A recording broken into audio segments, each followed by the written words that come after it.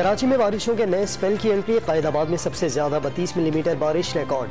Malir university road, गुलशन इकबाल और गुलिस्तान जौहर में भी बादल बरस पड़े। सदर आई चुंदरीगढ़ रोड और डिफेंस में भी रिमझिम। कल और परसों भी तेज बारिश के इम्कान।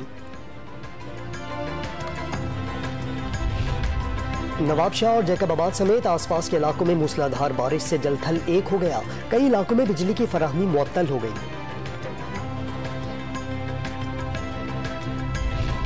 मक्का मुकर्रमा में भी बारान रहमत से मौसम खुशगवार हो गया। बैतुल्लाह में तवाफ के ईमान अफरोज मनाजिर। मुस्लिम उम्मा के लिए खुसूसी दुआएं की गई। स्पीकर कौमी असम्बली राजा परवेज अशरफ ने दस्तूर साज असम्बली की डायमंड जुबली तकरीबात का आगाज कर दिया। 10 से 14 अगस्त तक तकरीबात जारी रहेंगी।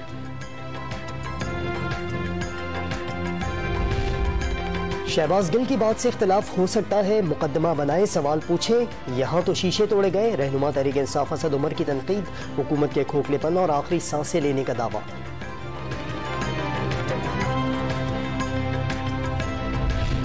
लाहौर के 3 हलकों में नून लीग 2 और पीपल्स पार्टी 1 हल्के से उम्मीदवार मैदान में उतारेगी। मुल्तान में मूसा गिलानी PDM के मुश्तरका उम्मीदवार होंगे। ननकाना से नून लीग की डॉक्टर ज़ारा मनसब को टिकट मिलने का इम्कान।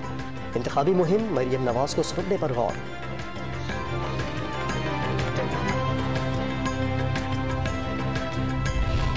अमरीका की मदद से साजिश करके पाकिस्तान में हुकूमत तब्दील कर दी गई। PTI रहनुमा मुराद सईद के एक बार फिर वार। हुक्मरान इत्तेहाद पर इंतकामी कार्रवाइयों का इल्जाम। मुल्क में नए LNG टर्मिनल्स के क़याम का मंसूबा अगले साल बंदरगाहों से दुगना मुनाफा हासिल किया जाएगा। रहनुमा MQ1 फैसल सब्जवारी की न्यूज़ कॉन्फ्रेंस।